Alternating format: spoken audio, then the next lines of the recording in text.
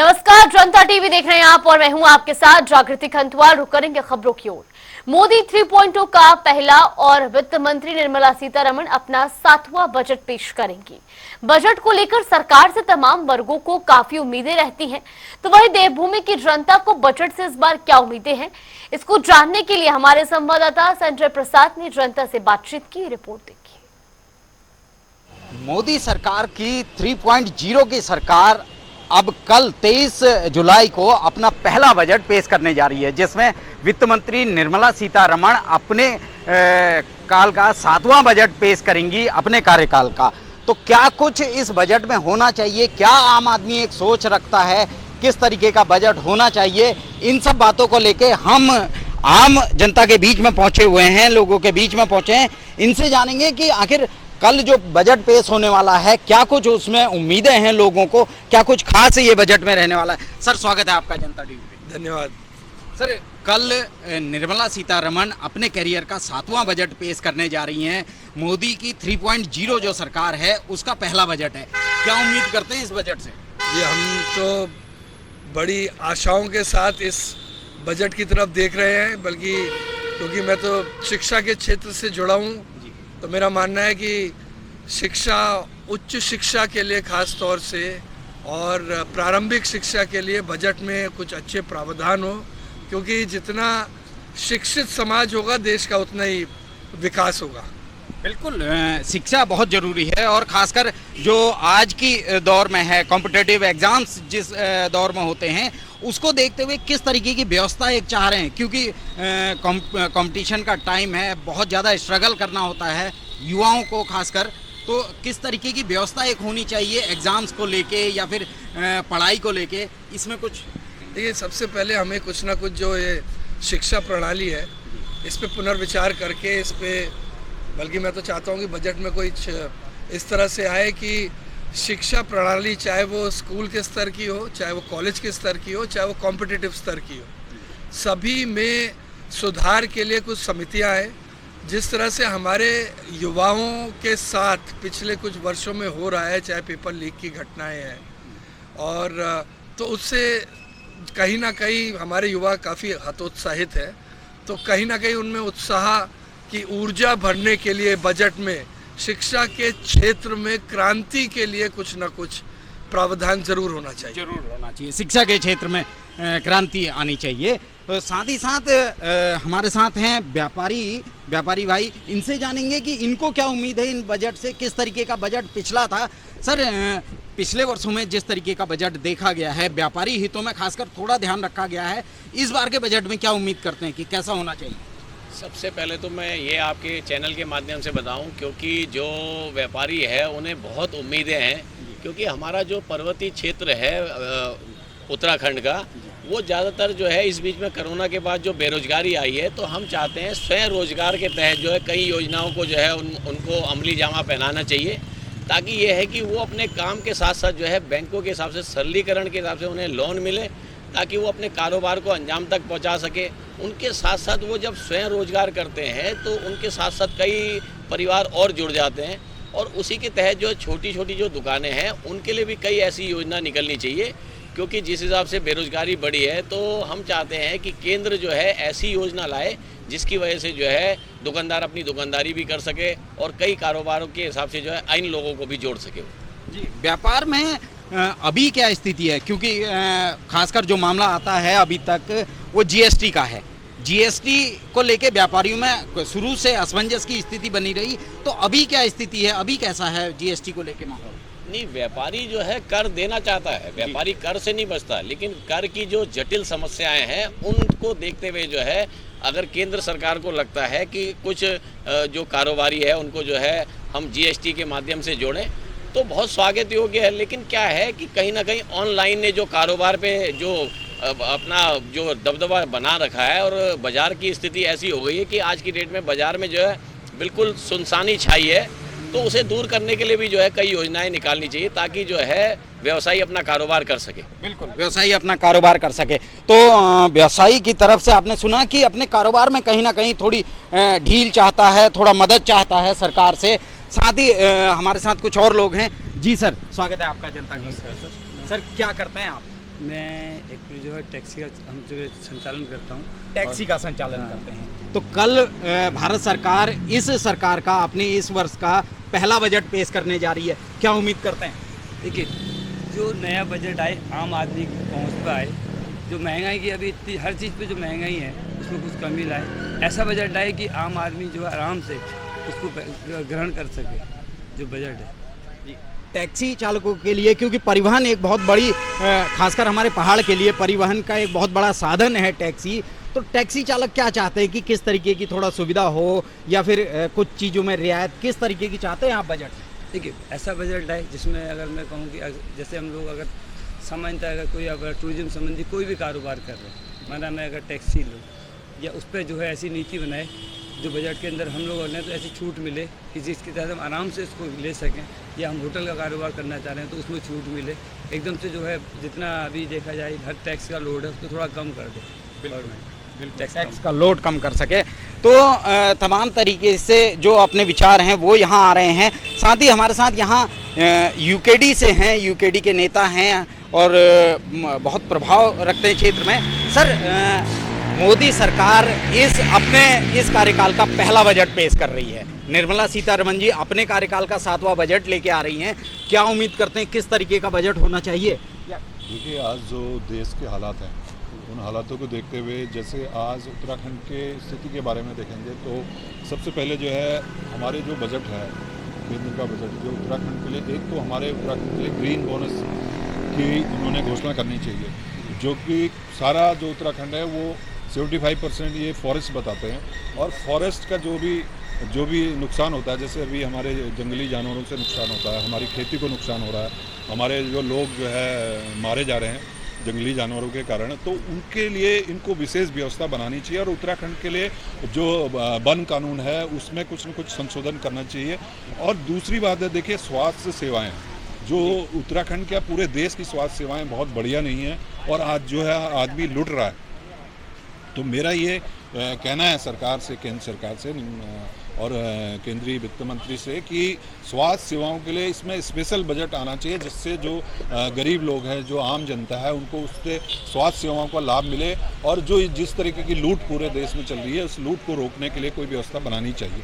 और तीसरा जो है हमारा जो जैसे शिक्षा है, आज शिक्षा इतनी महंगी हो गई है पूरे देश में। अगर हमारा बच्चा अगर बीटेक करने जाता है या कोई भी कोर्स करने जाता है तो उसकी फीसें इतनी महंगी हो गई हैं कि एक आम आदमी उसको नहीं कर पा रहा है और व्यवस्था नहीं कर पा रहा है। तो वो जो शिक्षा व्यवस्था है उसको कहीं ना कहीं इसमें बजट में आना चाहिए कि शिक्षा व्यवस्था सस्ती होनी चाहिए, जिससे हर आदमी उस शिक्षा को ले सके। बिल्कुल, शिक्षा व्यवस्था सस्ती होनी चाहिए। शिक्षा हर व्यक्ति का अधिकार है, हर बच्चे का अधिकार है, तो उसमें कहीं ना कहीं रियायत की बात कही है। कुछ लोग और हैं मेरे साथ।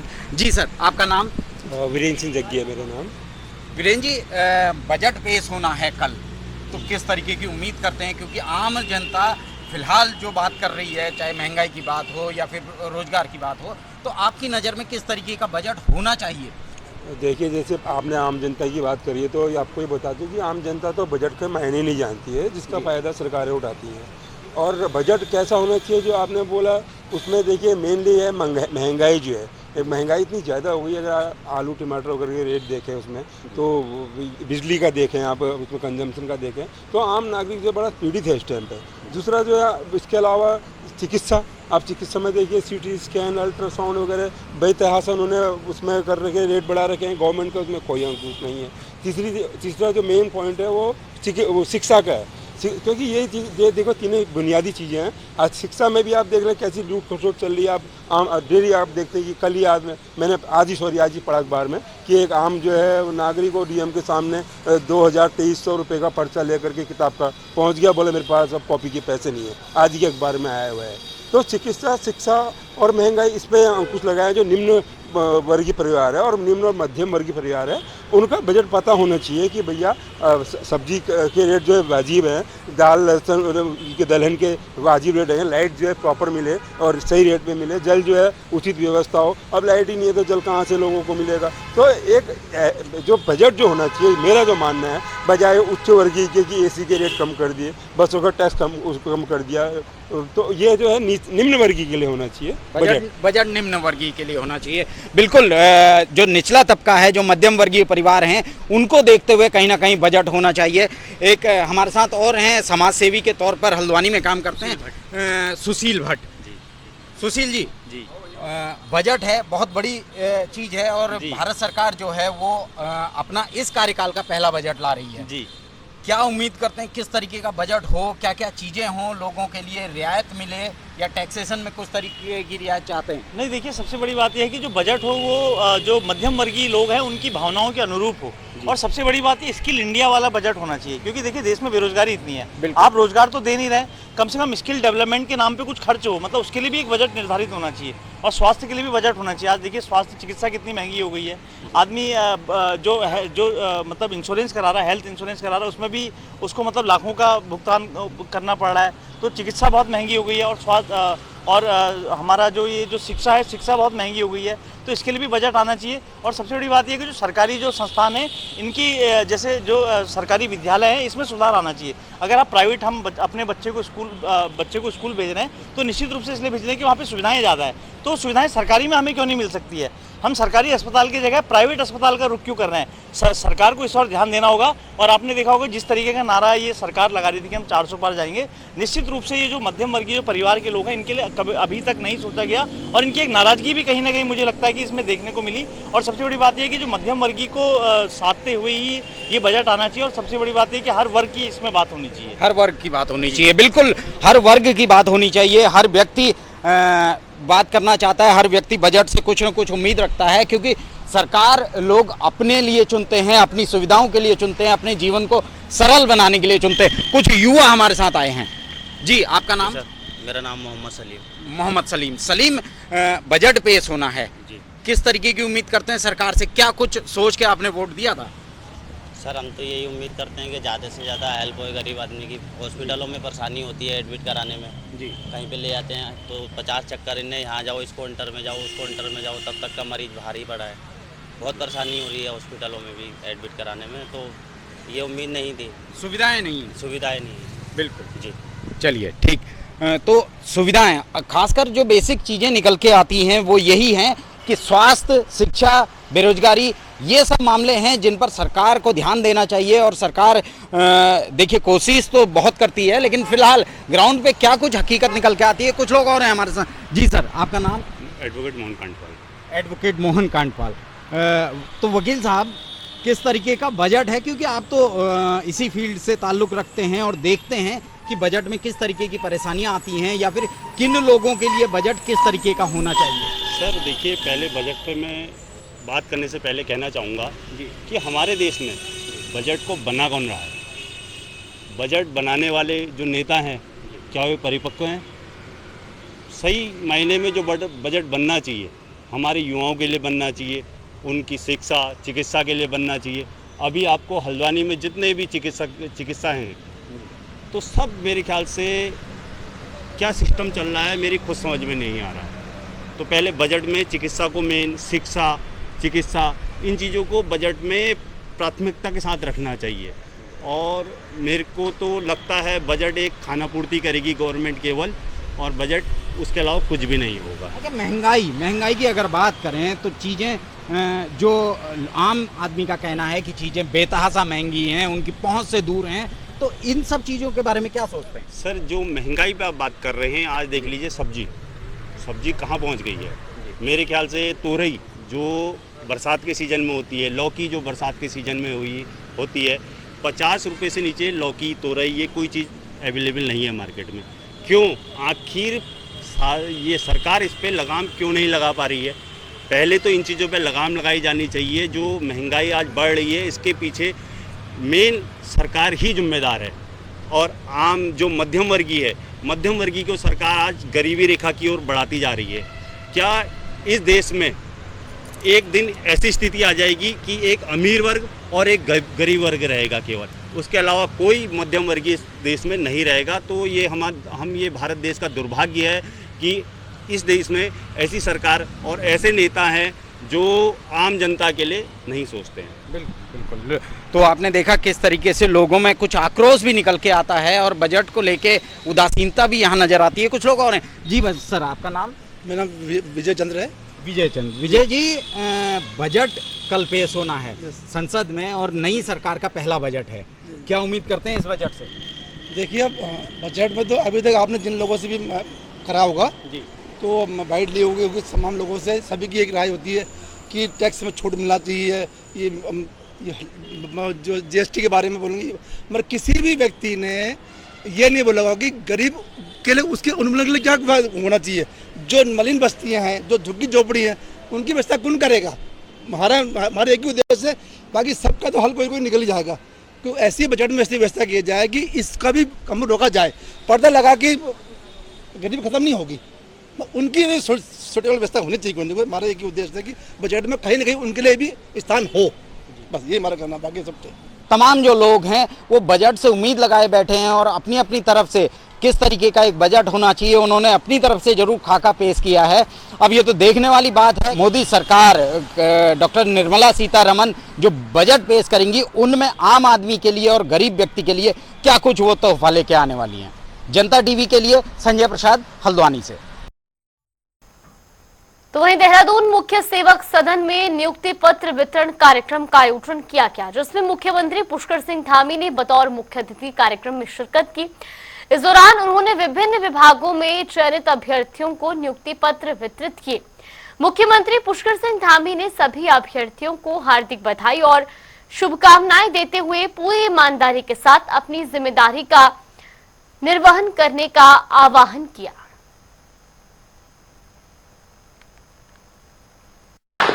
आज आप सबको जो नियुक्ति पत्र प्राप्त हो रहे हैं उसके लिए मैं आप सभी को बहुत बधाई देता हूँ, बहुत शुभकामनाएं देता हूँ। साथियों, आज का दिन हमारे शहरी विकास परिवार के लिए बहुत महत्वपूर्ण दिन है, क्योंकि आज 63 ईओ एवं 22 टैक्स इंस्पेक्टरों की नियुक्तियां यहाँ पर हो रही हैं।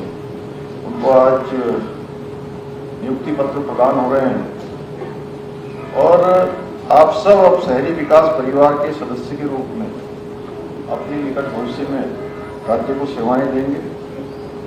इसके साथ ही आज उच्च शिक्षा विभाग के लिए भी यह आज बहुत महत्वपूर्ण दिन है, क्योंकि आज उच्च शिक्षा विभाग में असिस्टेंट प्रोफेसरों के रूप में 68 नए सदस्यों की नियुक्ति हो रही है। और जैसा धनसिंह जी ने बताया कि इसके बाद 400 से भी ज़्यादा और भी जो है हमारे अभ्यर्थियों को इसमें नियुक्ति मिलने वाली। हाल ही में यूपी और उत्तराखंड सरकार ने कांवड़ यात्रा रूट पर दुकानदारों को अपनी नेम प्लेट लगाने के फैसले पर अब सुप्रीम कोर्ट ने अंतरिम रोक लगा दी है। तो वहीं इसी को लेकर बीजेपी प्रदेश मीडिया प्रभारी मनवीर सिंह चौहान का कहना है कि किसी भी व्यक्ति को अपने नाम और पहचान छुपाने में कोई परेशानी नहीं होनी चाहिए।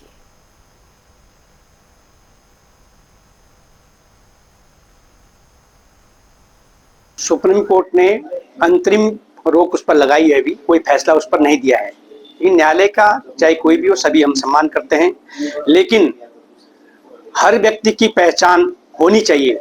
जो हमारे माँ और पिता ने हमको नाम दिया है, उस नाम को हमको सबके सामने बोलने में आपत्ति क्या है?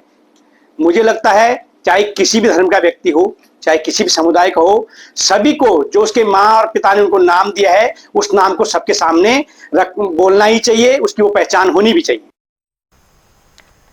तो इससे पहले होटल ढाबों पर हो रही कार्रवाई का योग गुरु स्वामी रामदेव ने समर्थन किया। उन्होंने कहा कि जब स्वामी रामदेव को अपना नाम छुपाने की कोई जरूरत नहीं, अपना परिचय देने में कोई दिक्कत नहीं है, तो फिर रहमान को अपना परिचय बताने में क्यों दिक्कत है?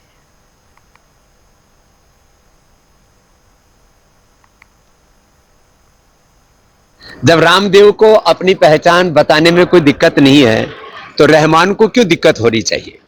तो अपने नाम पर तो सबको गौरव होता है, तो नाम छिपाने की कोई जरूरत नहीं है। अपने कार्य को शुद्धता और प्रामाणिकता से करने की आवश्यकता है। यदि हमारे कार्य में शुद्धता और पवित्रता है तो हमारा नाम चाहे हिंदू है, मुसलमान है, हम किसी भी वर्ग से ताल्लुक रखते हैं, ब्राह्मण, क्षत्रिय, वैश्य, दलित, आदिवासी, वनवासी, हम सब भारतवासी हैं। और सबको अपने भारतीय होने पर, अपने हिंदू होने पर, अपने मुसलमान होने पर, अपने सिख जैन बौद्ध होने पर, अपने दलित होने पर, अपने ओबीसी होने पर, अपने ब्राह्मण क्षत्रिय आदि होने पर सबको समान रूप से गौरव होना चाहिए। आपातकाल यानी इमरजेंसी को केंद्र सरकार की तरफ से संविधान हत्या दिवस के रूप में याद किया जाने की घोषणा की गई है। इसी को लेकर बीजेपी के प्रदेश अध्यक्ष महेंद्र भट्ट ने कहा कि हम प्रधानमंत्री के बेहद आभारी हैं। इस कदम से आने वाली पीढ़ी को याद रहेगा कि लोकतंत्र की हत्या किसने की थी। लोकतंत्र को जीवित रखने वाले लोग और लोकतंत्र जिनके हृदय में है, ऐसे लोगों ने लोकतंत्र को बचाने का काम किया। 25 जून ऐसी तारीख है जिस तारीख को भारत के संविधान में केवल इसलिए कि देश की प्रधानमंत्री तत्कालीन इंदिरा गांधी और उसी समय देश के अंदर इमरजेंसी थोपी जाती है, लोकतंत्र की हत्या होती है। इसलिए जो लोग जनता के बीच में इस बात को कहते हैं कि लोकतंत्र बचाओ, वो सतत यहाँ का लोकतंत्र के समर्थक आने वाली पीढ़ी भी इस बात को ध्यान रखेगी कि कांग्रेस ने 25 जून को क्या किया था। चलिए देवभूमि की खबरों में फिलहाल के लिए बस इतना ही। यहाँ पे रुकते हैं छोटे से ब्रेक के लिए।